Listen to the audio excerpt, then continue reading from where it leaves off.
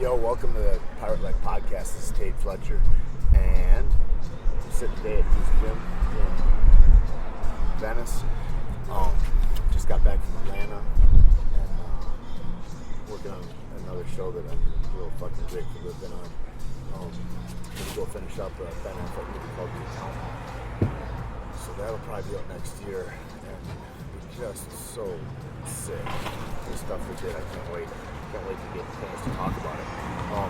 But anyways, today, what we are going to talk about, we've got, I don't know if y'all are aware, all you fitness folks out there, about WestSideBarBell, a crew of people that are led by Louie Simmons, that is arguably one of the smartest men in structural integrity and muscle mass building, and really put an exact science on how to get as big and as strong as a human possibly can. So today I'm joined with Sweatt and Laura Phelps-Sweatt. Laura is the world's strongest woman, which it sounds kind of weird to say, except that it's 100% true. It's not like she's strong in this championship. She is the very strongest fucking person that's walking. It's a female. And she is, I think, 148 pounds, 5'2", and she is maybe twice as strong as me, which is crazy. So anyway, we're going to get into that in a little bit and really focus on that. They own a gym called Sweat Shop. Before we get going, I want to thank, of course, Caveman Coffee. I want to thank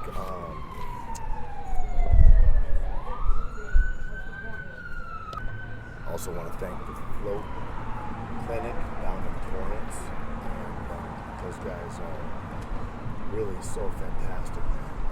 As far as decompression of the spine, kind of spiritual thought patterns, reconnecting with yourself. If you haven't done any kind of sensory deprivation thing before, it's a really fantastic place if you're in Southern California, or if you're on a trip or something. You can just find them at Float Clinic on Twitter, and tell them I sent you, man. They're a fantastic group of folks.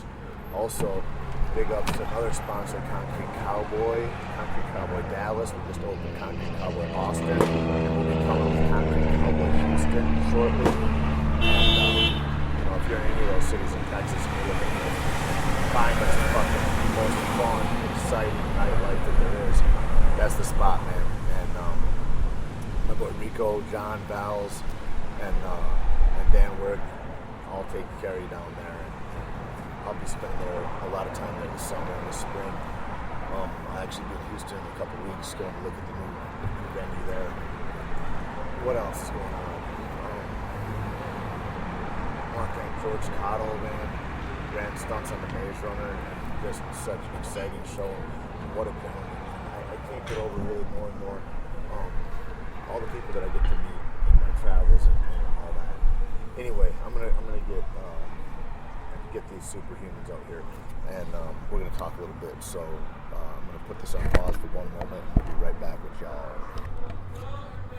And so here right now with Shane, and just led a really great seminar on the conjugate method, and on I guess what I would call it Louie Simmons' kind of life's work in a way, kind of what you're administering then to people all over where you do these seminars. Is that right? Yeah, that's what I would say. I've been very fortunate in life. I try to surround myself with the best people I could, and anytime I got into anything, and Louie Simmons has given me a lot of free knowledge that has led me to places and that I get to meet people that I've thoroughly enjoyed to be around. And so basically, since I couldn't develop a better system or find anybody who developed a better system, I learned as much as I could from Louie, and continue to learn every time I'm around him, and read the books that he's recommended and I've seen him read, and we travel around, teach the seminars for Louie, and basically spreading his life's work, like you said. What are all the, like what's a Louie Simmons library look like? Like, what kind of books does he read? You would see like Super Training from Mel Siff. You would see a lot of books from Europe, from the Eastern Bloc countries. We learned a lot of stuff from the Russians, Bulgarians, from the East German throwers. But you also see a lot of books about fighting. You'll see jiu-jitsu, kickboxing, boxing, He's a big fan of fight sports, and he also believes that you should learn from all different areas. It's actually pretty interesting. One of the funny things a lot of people wouldn't know about him is he's really big into old kung fu movies, and he can, yeah. Awesome.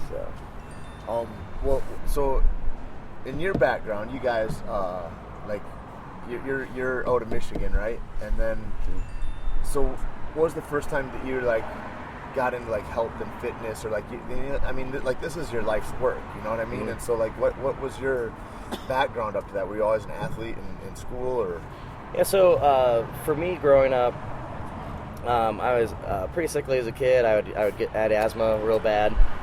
So I remember my parents sat me down and talked to me one day when I was a kid and said, look, you're gonna have problems in life, and whenever you have a problem, you're gonna fight. You fight your way through it. And they said, you have asthma, and basically in the simple terms, they said you just have weak lungs, so you're gonna have to do something to strengthen them. So my parents started me running at 4 years old. I ran my first 10K at 5. Holy shit! Yep.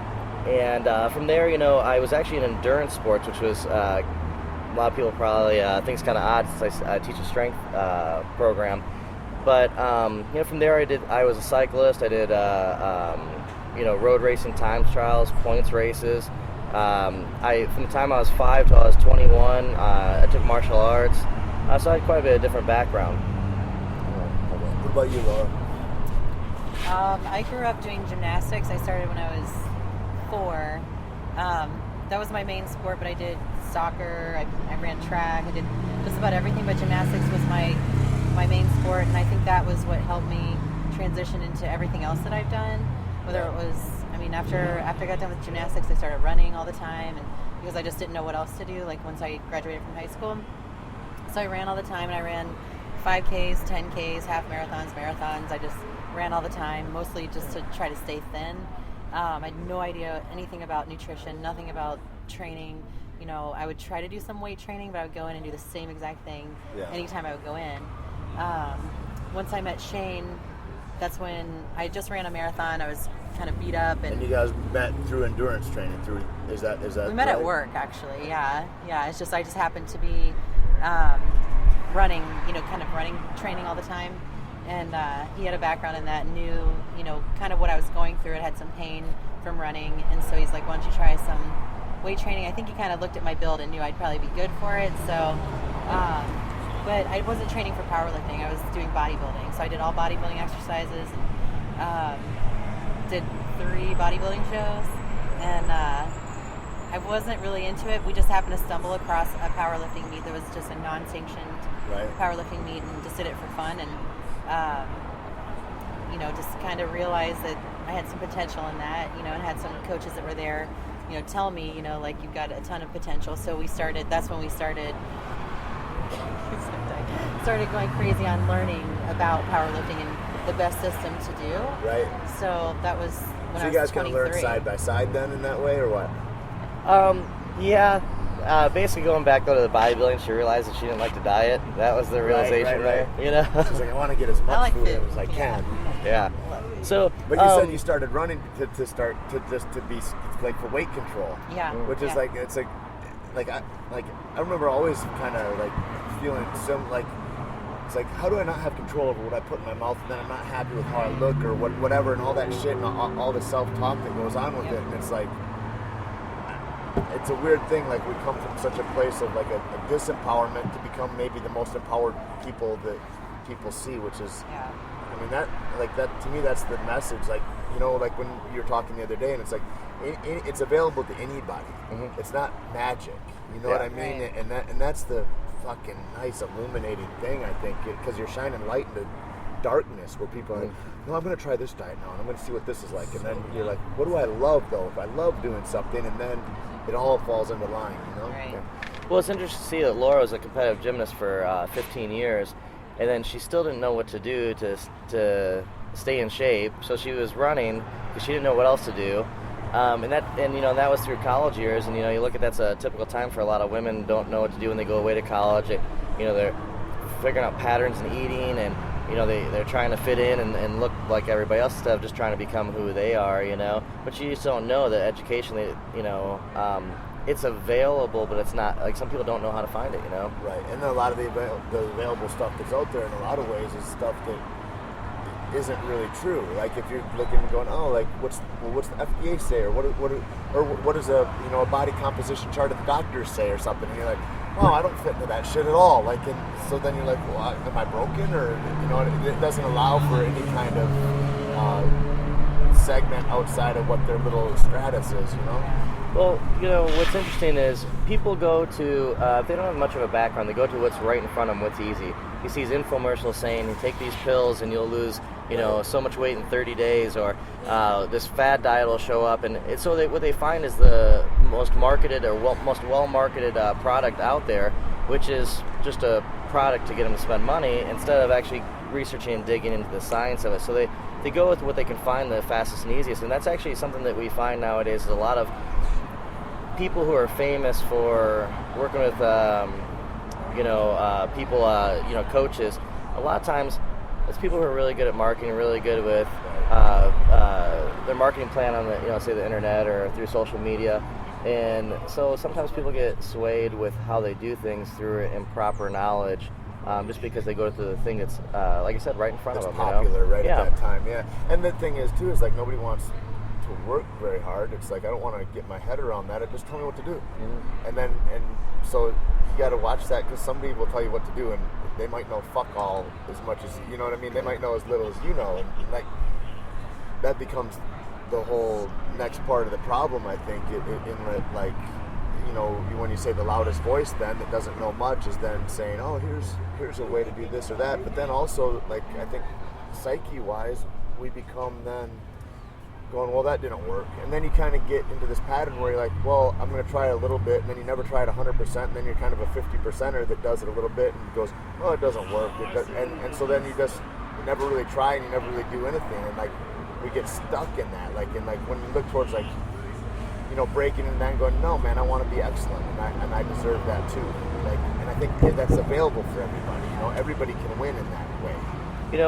You'll hear us, we always talk about thought processes, and that's what it comes down to. And if you have the right thought processes, you'll make your way to that light, Right. And you're right in the fact that a lot of times when we work with people, they come into our gym, they come and say, well, I tried this diet, I tried that pill, I tried this, and like, nothing really works for me, I just have bad genetics. And each time they try something new, a product that doesn't work that well for them, they get more discouraged and they have less belief in anything they do. And even when they come in and they're in a good system, they still don't get results as fast as someone who has 100% belief in what they do. Yeah, even the person with good genetics, if they have a messed up thought process, they're the person that has poor or whatever you call it is going to get that result just that because they'll dig in. It's like if you don't dig in, if you give 40% in a workout versus a guy that's going to go, I'm going to give 90% every workout or whatever, it's like you'll never grow to that, regardless of genetics, I think, It's like if you went to the Olympics to get a gold medal, and they told you, all right, you're going to head off in this road and run this direction. You're going to run for the marathon. You're going to go for a gold medal in the Olympics in the marathon. You're going to try to break a world record. But it might not be the legal distance or not. We'll measure it afterwards and let you know. Right. The world record would never get broke. Right. Because the person lost 100% of their belief in what they were about to do. Yep. What made you go into, like, listening to you, we can such a mind, like, what made you go, you know what, coaching is what my thing is going to be, like, I'm going to be the best coach in the world for this, like, because there's a point there where you're like, I'm an athlete or I'm a coach, right? Yes. There had to be a point in the road for you where you're like, I'm going to decide this right now, because you're all in. There's no doubt that you're all in, so, like, it's not like, oh, I got a toe over here and a toe over there, Well, there's a few things. Growing up in school, I had a couple teachers that were amazing. I was actually, for the most part, kind of let down about my school experience. Now, I was a complete pain, so I know a lot of it was my fault, but at the same time, what I realized is people learn in many different ways, and I think that maybe some of the ways that I learned wasn't addressed, and would make me very frustrated. So when I teach seminars, I try to teach it in many different ways to get as many people as possible understand what I have to say. But because of that, I was always kind of frustrated with that. And when I met Laura, I realized, well, she's genetically built better than I am for it. She hasn't made the mistakes that I have. Her body's not beat up. like So my body is. You already knew at a time when you're like, I can look at somebody and go, oh, Yeah. this motherfucker right here is gonna they've got that. I had been strength training and studying strength training since I was 13 years old. So, at the time, I wasn't an endurance athlete by any means whatsoever anymore. I was 100 pounds heavier than what I was when I was running. And, so I was built quite a bit different. It's like a Thai boxer. Yeah. Like, by 5 years old, I had 300 fights. So, like, you'd Yeah. already had a whole career as an endurance runner Yeah. by the time you're just out of puberty or whatever. Yeah, well, exactly. Crazy. So, and that's the thing, so I saw Laura and I was like, here's the deal. You have to make sacrifices if you want to be the best. You can't have everything. If you want one thing, you have to give up something else. And so I knew that she had a better chance than I did of doing something. Like I said, her body wasn't beat up. She had better leverages. Her muscle tie-ins were full-length muscle bellies. It gave her a great opportunity. She had a good head on her shoulders for it. So that's when I decided, well, her best chance of becoming the best in the world is me becoming the best coach that I can be. So badass. That's so great. What do you think about all that? I mean, he definitely did that when I... Like, you get put in a position, and he's like, Yeah. so the way you look is like this, and how would you like to be a world champion? Like, I mean, It's Right. like almost that's the conversation, like the But confidence. at the time when I met him, we were thinking bodybuilding. It was like, he looked at me, he said, you have the build and the potential and you're an athlete, so you could be a pro bodybuilder if you wanted to. And I'm like, I don't know if I want that, but like, I love to train. I'm competitive, so I became very competitive at it. When it was time to diet, it was 3 months of no cheating whatsoever. So, but he coached me through that. And then when I started to powerlift, though, that's when it was more physical for him to coach me. It takes a lot more, hands-on coaching. So he had to wrap my knees and do all this. And so next thing you know, he's spending the entire training time tending to me.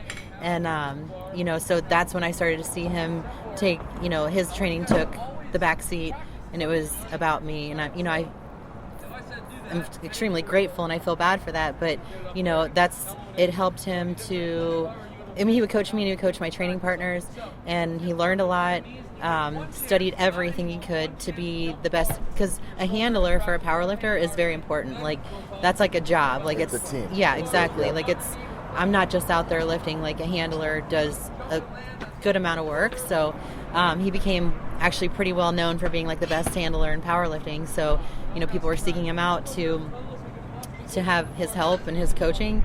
And so once we started spending more time with Louie, and Louie would hear Shane and his knowledge about the system, and knowing that he actually understood it and was applying it correctly, it just evolved from there. How long did that take before you got like the nod to Louie Simmons? That, back in 2009, we started teaching the CrossFit powerlifting trainer course with Louie. He was teaching the course. We were assisting him. There were a lot of things, How does he like to travel? He seems like he doesn't like to travel. It was always at WestSide. Every month it was at WestSide. We didn't travel to do it, but he started to recognize that Shane could take over for him and talk about it and translate the things that he was saying. Yeah. So when we got so many requests to have the courses at other places, Louie he knew for sure that Shane would be the right person to teach that. So we started doing that. Solid. One of the things about Louie traveling, which is interesting, is a lot of people think that, just because his body's beat up, because of years of experiments on his with training, and some work out, some don't. But, it's a little bit more than that, too. Louie likes to help people, but he also feels that he owes it to the members of his gym, and that to be there. And if he said the only way he can innovate and make improvements is if he's in the gym and seeing what the lifters are doing every day and what they need and what they're lacking and how to evolve it. He needs to be in training himself. Like, he would tell you, he's their training partner, and he's a lifter. Louie is still a lifter. He's not. He says he's not a coach. He is a coach. He's an amazing coach, but he is a training partner who coaches through training, and he trains himself, and he experiments on himself still. And that's the biggest reason why he doesn't leave, because he feels he owes it to the Westside lifters. Yeah. Damn, man. And so he got into lifting through what? Like, did he have guys that he looked up to when he was a kid and that took him in and taught him how to lift? Well, when Lou was young, he kind of had a hard life, and he started competing at first Olympic lifting, got his first Olympic lifting elite total of 13, and his first powerlifting elite total of 14. So so everybody knows, say what that is. So like when they talk about totals. Okay, so in Olympic lifting, it's the total of your clean and jerk and snatch. So it's the total of the two weights lifted. And for the total in the powerlifting meet, it's a squat, bench, and deadlift total. And now in each weight class, if you rise above a certain number in a total, you'll hit elite status. So Louie did that at a very young age, which is not extremely common. But at that, he liked Olympic lifting, he liked powerlifting, and he decided that at the time, the most powerful men he'd ever seen in his life were at these powerlifting meets. He was very lucky being in Ohio that through, from Toledo to Dayton to Cincinnati and Columbus, there were many top powerlifters out there in the area that were multiple world record holders and things like that. So he would travel to different gyms and sit and watch the lifters lift. He'd watch their training system. He would study. We hear a lot of stories about Louie doing that when he was younger. And they said he would just sit there for hours, being dead quiet, just take everything in, And he studied it because it's what he loved to do, Right. When do you think his idea about like this conjugate method came about? Like as far as like I'd imagine it's something that he's doing, and he's doing all these kind of accessory movements, and he's doing all these things kind of just because that's what helped him. But when do you think as far as like a science? Because like when you guys look at it, I mean, like the part of the most really interesting thing that I got over the weekend was looking at things and going, so you don't miss. So you have supreme confidence every time you grab a barbell, and that you already know that you're going to make the lift, even if it's going to be a new PR. You're already assured of that. And like, when did that kind of science thinking go into you becoming confident, being able to relay that to athletes? And when did that happen for Louie? I'd say that happened for Louie in the mid '80s. In the mid-'80s, Louie broke his back for the second time, broke it in 6 places. And at that time, he ended up he knew he had to do something different. He was doing block periodization at the time, which was very common back then, and his body was just wrecked. And he said he had a choice. He either had to quit, or he had to change what he was doing so he could keep going. And anybody who knows Louie knows that he will never quit. He's not a quitter. It's actually the thing he despises the most. But at that point, he'd been studying what the Russians, Bulgarians, and Eastern German throwers were doing for training and studying the science behind it from people like Yuri Verkhoshansky, Medvedev, people like this. These were scientists that had teams of scientists behind them. They put together, they developed methods, invented methods. They had them tested through science, through experiments, and they were proven in the experiments and proven in the field. So we learned from people who are much more intelligent than us, who had better funding, bigger groups of athletes to work from. And we took stuff that was proven by science and physics, and we applied that into a system. And that's what Louie did in the early 80s, from 83 on. He applied that to a system that evolved into what you know as the Westside system. But the thought processes were a few things that Louie learned from the Eastern Bloc countries, but it was also stuff that he developed and he saw. He would see how athletes were successful, how were they failing, what was the thought process, what caused them to do that. And Westside has evolved from one meet to the next. I say that from one meet to the next we train differently, and I always tell people that we can't train the same way from one competition to the next, because if we do our job correctly, we should be a different athlete from one competition to the next. We should not maintain the same. So when we see athletes out there and they look the same after competition, there is room for improvement for them for sure. Because shouldn't they be a different athlete after a time period? And that's the thing too. Like from a fight background, it's like that. That's the thing that I think stifles guys so much, is that they get superstitious, whether it's about their diet or about their training or whatever. And so you get into this routine, and there's kind of like you're almost hoping all the pieces fit together instead of like a real confidence, like a real knowledge, like that I'll get thrown into any situation and things are going to be okay. I think it's a stark difference from what you're talking about and the way I see most training go. Well, every person who's ever competed in a sport has felt that. they have done one thing to get to the point where they're at and they have some success in it. And then it makes them extremely fearful of trying something different, because what if they're not at least as successful as they were? What if they go backwards? And they would have worked that hard just to go backwards. Yeah. And so it sets up a fear pattern. And the problem is, anytime fear dictates anything you do, you will not do it to the best of your ability. So that's where our training has stepped in, and it's proven through science, but it's physics and mathematics. So what you have is biomechanics, physics, and mathematics. So you can't disprove what we're doing, and because of that, we're extremely confident in what we do, and we make adjustments, and our training's always different, but it fits within the methods that are proven by science and fits within the system that we do. Do you guys, like, when you see athletes come in and like somebody had, like, there's mental hang-ups with them. I mean, every athlete's got their own shit, right? Yeah, like, definitely. And you go, well, this is what, like, at what point do you start addressing those patterns with people, or do you go, they'll either sort themselves out or they won't? And is it kind of like a self-leveling field, or do you grab them and pick them up and go, well, this is what we're going to do, and we need you to start thinking differently, or because it's such a psychological thing that goes on for you too, you know, like when Laura's talking about you're, you know, one of the most sought after guys, you know, to get people through meets and all that, it's like, but you can't be giving to any of those guys what you give to Laura, working with her every day, day in, day out, and being in her, like, knowing her processes, you know what I mean? So 100%. Have you found shortcuts as far as that with like helping other athletes? Well, so there's kind of two things. One, you look at WestSideBarBell. At WestSideBarBell, the average athlete gets sorted out within 9 months. They're either gone in 9 months, or they take the turn and make it over the hump, and then they stay at Westside and they develop psychologically.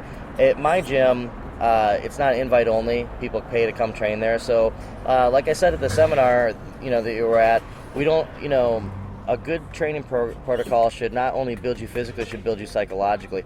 Now, there are certain things that people show up with that you're not going to fix 100%, and there's certain traits in people that you can't build if it doesn't exist in them.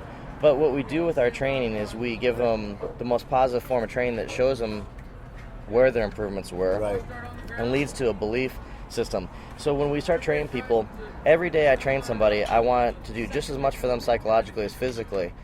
So I try to help lead them to the thought processes they need to have and to see things in a different manner. Yeah.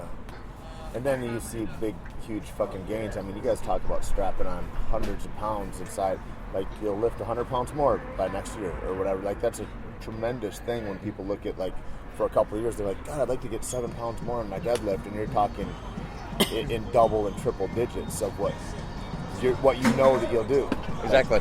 Well, Laura's a good example of that. She wants to where talk did- about where- from where her did- bench. Where did she start? Like you started at what, like 105-pound gymnast or something like I that? actually was kind of heavy for a gymnast. I was like about 125, Okay. 127. Massive. I know, yeah, it's kind of, but you know, people assume that I was probably really light, and when I was running, I was really light, but I was a little bit heavier, and so when I started lifting, I kind of packed it on pretty quickly.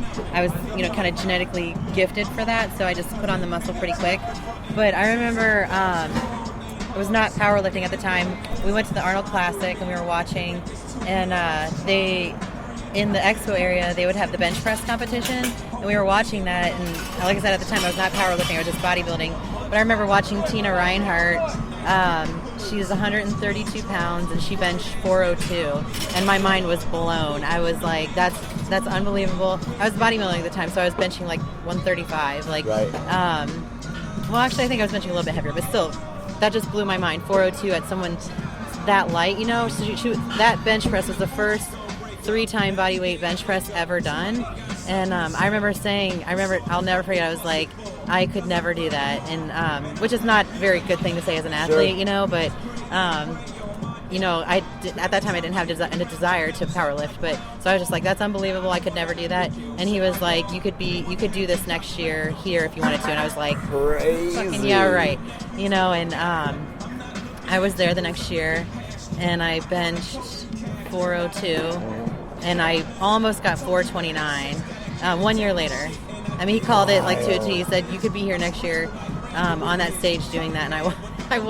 Now, when you said that, did you say it with complete confidence, or were you like, kind of she could be, or like, did you go, no, motherfucker, I know that's what will happen? No, 100% no doubt in my mind. And the reason why, if you have any doubt, you won't be there. Right. You know? Yeah. And so, you know, You seem if like there was a full other commitment people, kind of guy. 100%, it's all or nothing. You know, you have it's your best chance of making it, right? Yep. And what happens if she falls short? She'd be one of the top powerlifters in the world, and the next year she'd be there. Right. You know, so there's nothing to lose at that point. You might as well go 100% all in. The worst thing can happen is you get way better than you've ever been. The best thing that can happen is you make history. You know. You know, and then it just got better and better for you after that. Now you're like, so you're tell us your accolades right now. Like you're in 4 different weight categories. Yeah. You're champion. So yeah, I have in the 148 weight class, which is my most recent weight class. I've been kind of going down in weight class. I have the Start the other way. Yeah, okay. We'll start at 198. Okay. I have the bench press record at 540. At 181, I have the squat record at 770, the bench record at 540, and the total record at 1770. Then lower than that, 165, I have the squat record at 775, 535 bench press, and 1,800 pound total. So that was definitely my best weight class. The 1,800 pound total was the first 11-time body weight total ever done in any weight class. So that's, the pound for pound in my formula. Deadlift? 560, which is a big deadlift, but I mean it's number 2. I've not got the number 1 deadlift. What's the biggest one? 584. Yeah, which I've tried several times in competition. It's just it's been so close, but just haven't got that, and it's probably the lift that I'm least leveraged for, but I mean I love to deadlift. It just hasn't clicked for me now yet. As you're getting lighter. Yeah, the deadlift feels a lot better actually as I'm getting 50 pounds lighter. Yeah. You're getting stronger. Yeah, like by, in relation, right. Getting stronger. And even in the deadlift though, like as I've gotten lighter, my deadlift has gotten stronger. Even right now in the off season and being lighter and doing all these different things, my deadlift feels probably better than it ever has, so it'd be interesting. So if I competed at 148 again, the deadlift record is 551. So, it's less weight that I'd have to lift to get the record, but I think that I'm stronger than I was every time I attempted the 584. Awesome. Yeah. That's crazy. Like with all that, that kind of affirmation too, of like, oh no, like this, that, like when you were talking about, I guess last night it was, when you're like, oh, was it 181 was the other weight class, and you're like, I wasn't feeling really good, and you're like, well, fuck it, we're gonna go ahead and we'll go up to the next weight class. You're not feeling good anyway, and so we'll get that record too. Yeah, and like as a last minute thing, like, split yeah, we're gonna do this. Split Go second eat decision, heavy. Yeah, I went and ate and decided to weigh in at 181.9, and because the record bench press at the time was 479.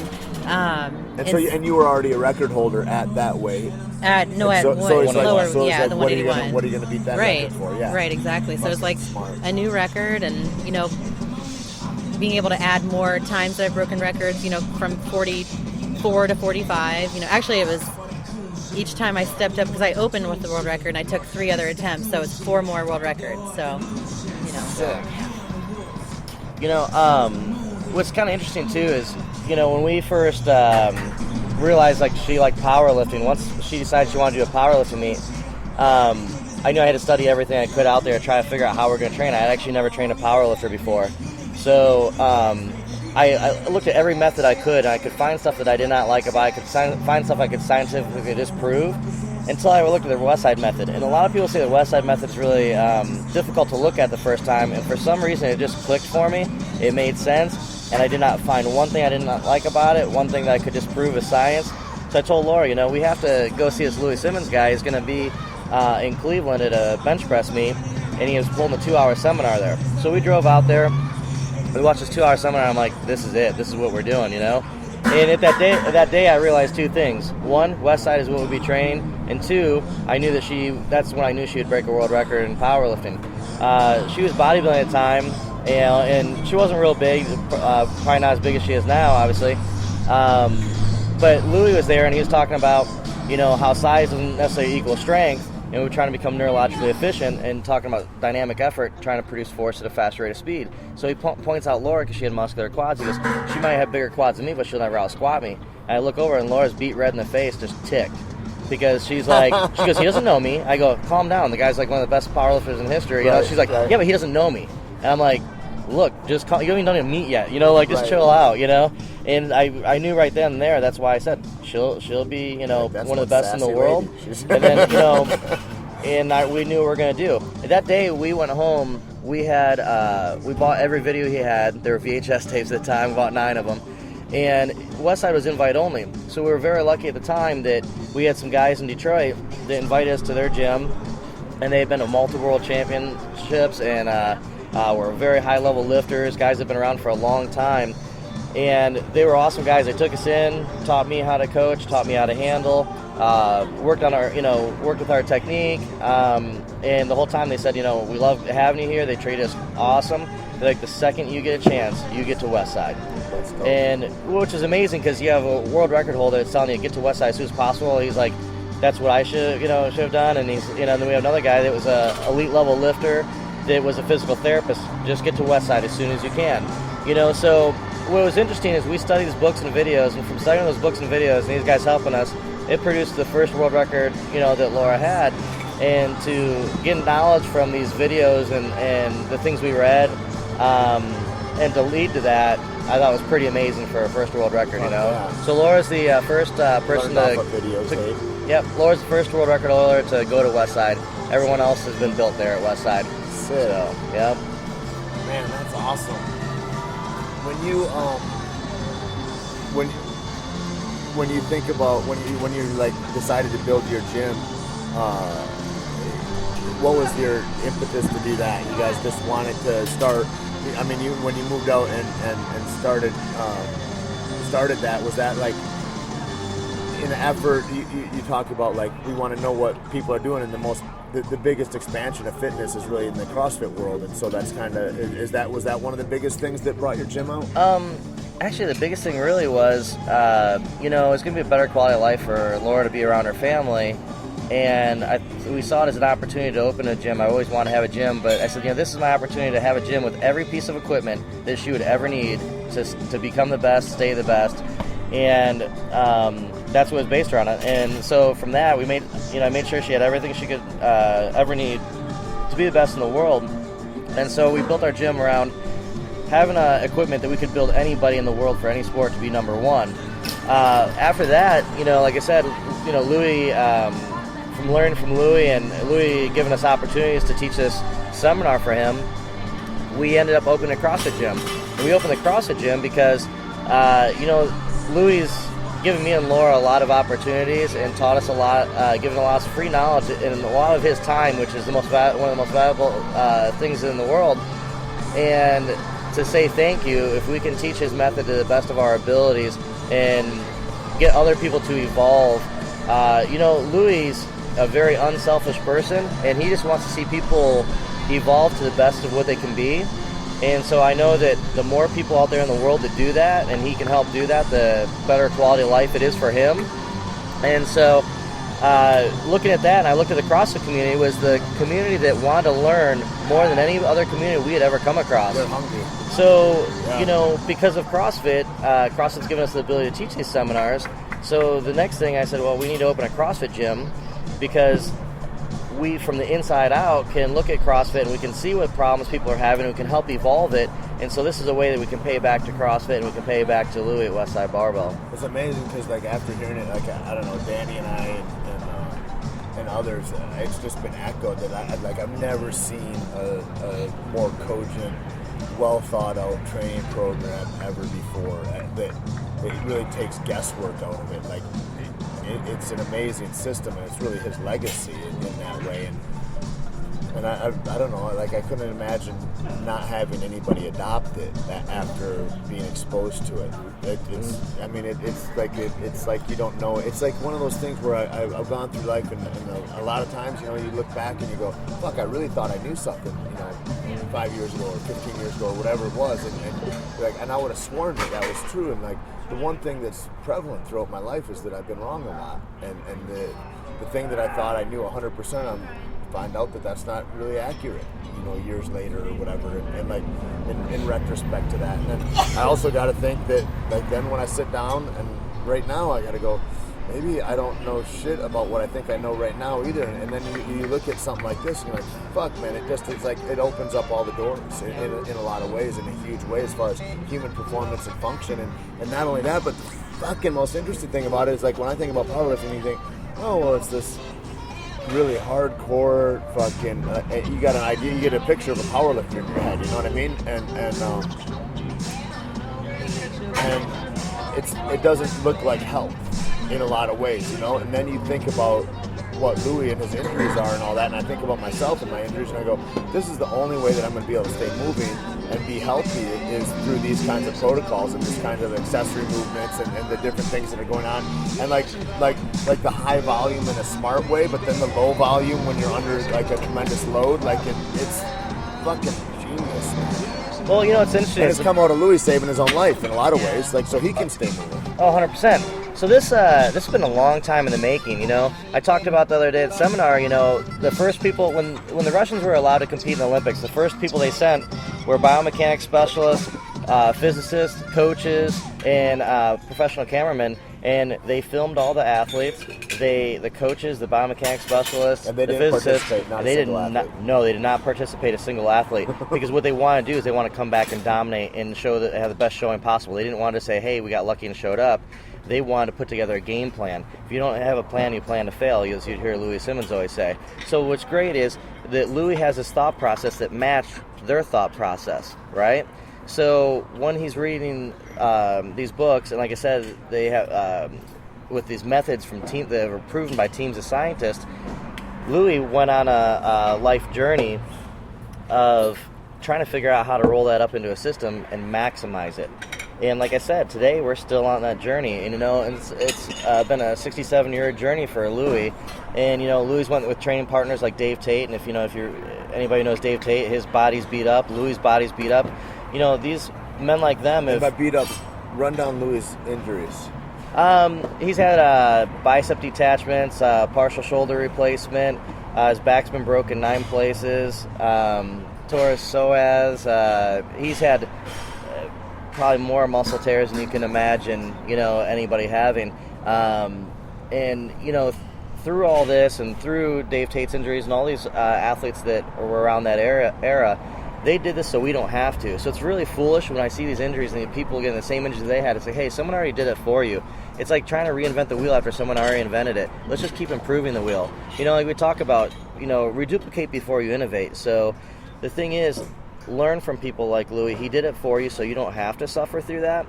So when you take what the, you know, Russians, Bulgarians, and the East German throwers are doing, and then he learned, you know, 50, 60, you know, years of knowledge from them, and you try to learn that in, say, 10 years, and then he evolved it through 67 years of his life experiences, and now you have all this knowledge there. It's foolish to try to do something completely different. We learn that knowledge to the best of our capacity and move on. But you're right, because of those injuries, Louie's not a quitter.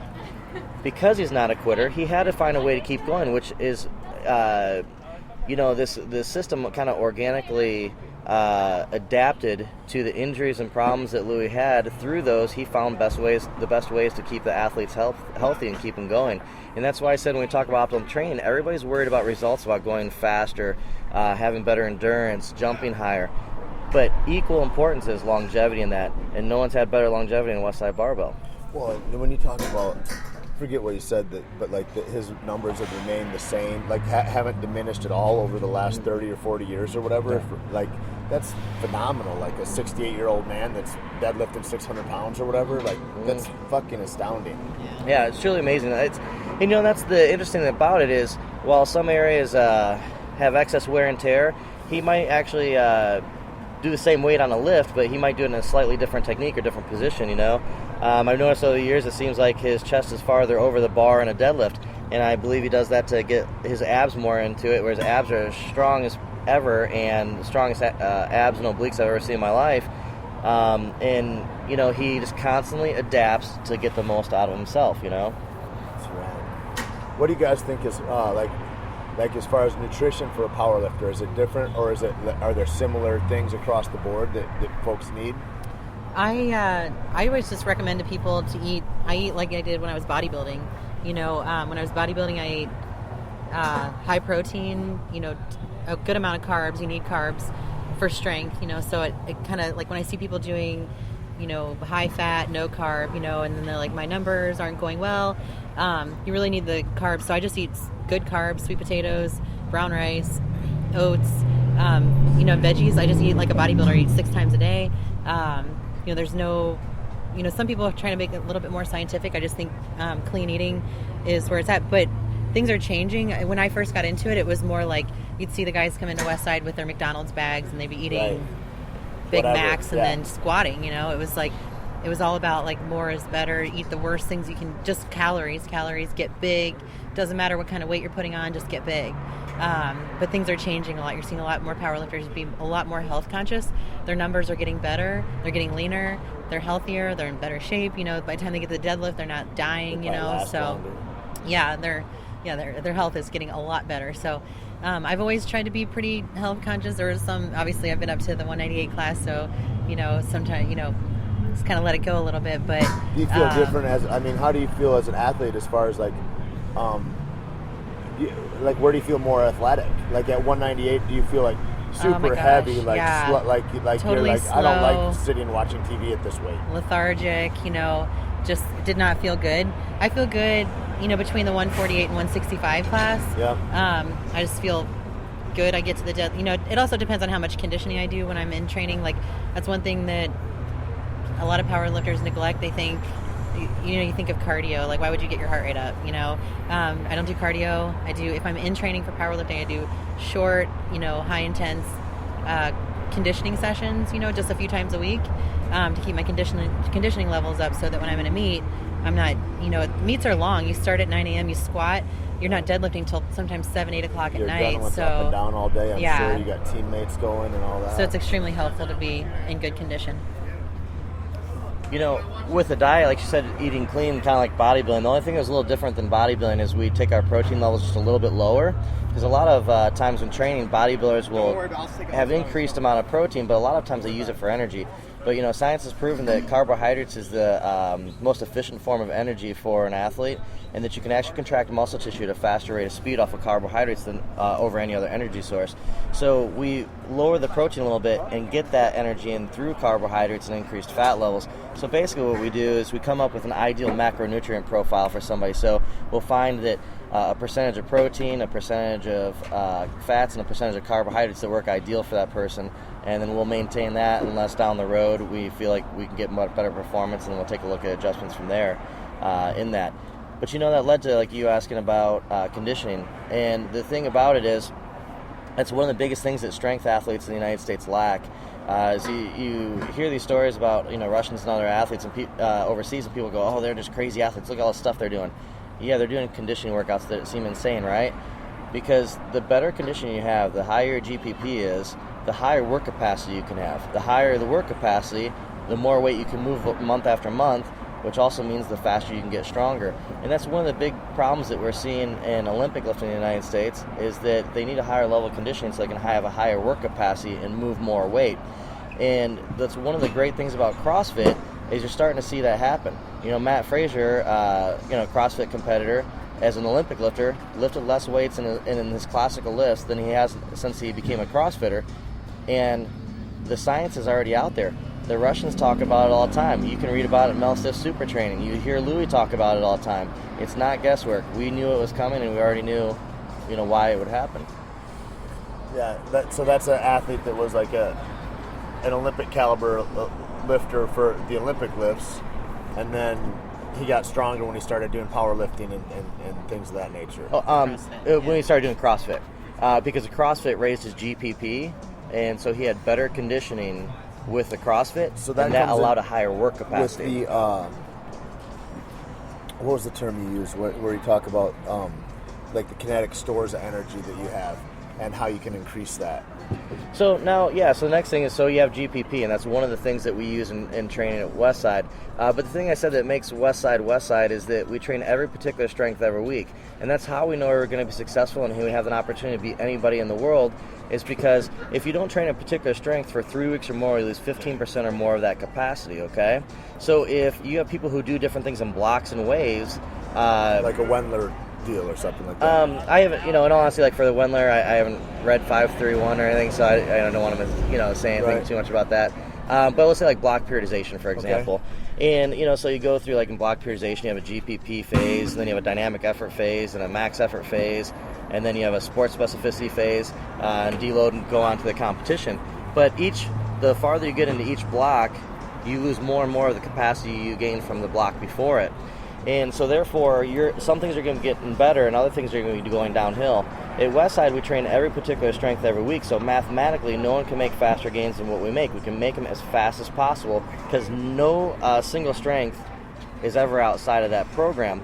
And the dynamic effort is what we use to increase force at a faster rate of speed, but it's a mixture of the dynamic work, our overspeed eccentrics from accommodating resistance of bands to the bottom that helps us store greater amounts of kinetic energy, and then the ultra high repetition movements we do at the end of a workout to flush the area full of blood, which gets in the soft tissue, the tendons and ligaments, builds them thicker, and allows my fucking kinetic energy storage. Shoulders feel better than ever. Like that stuff is for real. Yeah. And that's the interesting thing too about chains. Like I've been seeing guys mess with chains for a long time, but never with the thought processes that you're talking about as far as what the real purposes of those are. It's like I feel like people see pictures of stuff on the internet or something and they're like, I'm gonna do that, and they don't really understand where they're going with it. Yeah, and I do appreciate that, so it's nice to see someone trying something different, because I definitely appreciate when anybody tries something new. That's what we need, because we don't want to get caught in that, not want to try anything new because we're afraid to not lose something. But to optimize that, then we have to understand the science behind it. And like I said, the science behind it is we're offsetting our leverage improvement. You have Hill's equation of muscle contraction cannot produce maximal force against minimal weight. Your leverage improves through the range of motion. At some point, your body actually starts to decelerate because the amount of force needed to finish the lift gets less and less through range of motion. And for people who in sports like fighters, baseball players, any sport that we do, hockey, it's efficiency from core to extremity. So we have to utilize accommodating resistance to optimize that. I think you saw that this weekend. We had that little experiment about it. It was pretty neat, right? Yeah, full force all the way through. Yeah, that girl doing the cleans at the end was amazing. And that's the thing is, like, every one of us here, whether you're whatever your sport is, you could be a fighter, you could be a surfer. It really doesn't matter. Number one, we're all here for the same reason, to have the highest quality life possible. So we need to have a training that allows us to be whoever we need to be and we want to be. And that's the nice thing about the system we use at Westside, is we can adapt that to anybody, no matter what they are or who they are. Is this a good system for my mom that just got a hip replacement? Phenomenal. That's the nice thing. Like between our box squats, takes pressure, it'll strengthen the hips, but you have a static overcome by dynamic. You don't have the stretch reflex that you do like in a typical Ole squat. Right. We can use accommodating resistance, so the weight's at the lightest in the bottom, where her hips would be most prone to getting irritated. Yeah. And it gets heavier as it goes up, as her leverage increases and she gets in safer positions. Dynamic work, she's going to get her volume on sub-maximal weight, lighter weight. She doesn't have to go heavy to get stronger, I was thinking about her all weekend. I was like, I'm so excited, man. Amy Weisberger at Westside, she's 50 years old. She just had her hip resurfaced, and she's almost back to 100% now, and she trains the same system. She's been at Westside for years. She's a staple at WestSideBarBell, an amazing athlete. She's broke many world records. She broke her last world record at 48 years old. And when we talk about world records at Westside, we don't talk about age group world records. We talk about all time, the highest ever done in that weight class. So it's extremely impressive. That's awesome. Yeah. What do you think about between women and men training and numbers? Like, I'd heard something. I don't know if it was Mark Ripito. I read a book or something one time, but talking about that he'd misjudged somebody's numbers before because he thought that they were, I don't know if they were doing a 3-rep max maybe, and that he didn't. His idea was that women could lift closer to their max for like a triple or something like that than a man could. Like a man would have to be 40% off to hit a triple, of his match, where a woman can be 15% off and get that triple still or something like that. Is that a thing or what? Or You know, what have you seen? I've read that. I see what they're talking about, and no, not at all. So here's the deal. It's actually just kind of an improper training system that will lead you to making a mistake when you run into somebody who's completely different. You know, if you've been in sports long enough, at some point, someone will snap your head where you go look at them and go, wow, I've never seen anybody like that in my life. Okay? So what I don't want to do is pigeonhole every athlete into the same percentages, because if I have someone who's outside that percentage a little bit, I'm going to do them a disservice. So the nice thing about, like, say, the Westside system is we max out every week. So we're never going to be off of them. We know where their maxes are. We know that, and we use a percentage for light lifting. But when it comes to heavy, we don't do, like I said, triples and sets of 5. We only do singles because we want optimal neurological efficiency. But because of that, we know exactly where everybody's at every stage of the game, and everybody is different. Some people have better muscular endurance than others. Some people can grind weight out. Some people are all speed, Right. Yeah. So. Crazy. How much longer you guys got? You guys got to get down to the airport? I was here to give you a 10-minute warning. We got a 10-minute warning. Well, let people know, because you do programming and all that too, and there's all kinds of. I've got to go onto the Westside site and I've got a whole list of stuff I got to get. Yeah. But run down those websites and sponsors that you have and where people can find you and email you guys and all that. Westside Barbells, obviously where I'd start. There's a lot of free articles on Westside. I would start from the oldest to the newest. And the reason why I say it is because a lot of times people say, I've read some of Louie's stuff and he contradicts himself sometimes. Well, the great thing about Louie is as soon as we find something that works for us, we post it. I mean, literally, right after the meet, he writes an article about it. But you might read something 2 years later where we don't do that anymore because we did find the next thing. There had to be an evolution. Right. How do you go from an 1,100-pound squat to a 1,200-pound squatters? We had to evolve. And then we put the new thing is, and we say we no longer do this. That's why it sounds like we contradict ourselves. Look at the articles. They are in order of date, and read them from the oldest to newest. I suggest starting with any of Louie's books, the book of methods and the manuals that he has. And from there, every book Louie has is something he's personally read and something he personally pulls from. These aren't books that you read once and go, wow, that was an interesting book. They're books that are manuals for the rest of your life that you'll go back and research throughout your life. You'll have little aha moments. You'll go back, read it, and understand why it happened. From there, if you look up Sweatshop Cincinnati. Spell that out. I'll let her take care of all that. It's SWEATT, so Sweat with 2 T's. Sweatshop.com is our website, which is it's going to be totally revamped soon. A lot more information on there.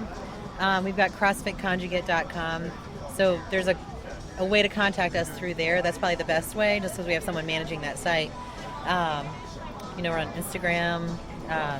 WODfollow.com is where we post our programming. WODfollow.com. WODfollow.com. There's different levels of programming. So depending on your needs, we've got the full competitors programming for a CrossFitter. It's got the full strength system. And if I want to have that for my gym, I just contact you guys at WODfollow.com. Yeah. And then you guys can send programming every month or whatever it is. It's day by day.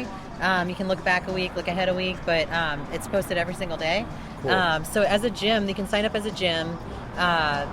What we would recommend is to kind of, depending on your coaching staff and your time constraints, kind of pick from that programming what you can fit in that hour, because the full competitors programming takes an hour and a half to 2 hours. Right. So you're going to have to do the main movement plus one accessory and get right into the WOD. So there's different levels. We've got the full competitors programming. We've got just the strength aspect. That's the CrossFit strength.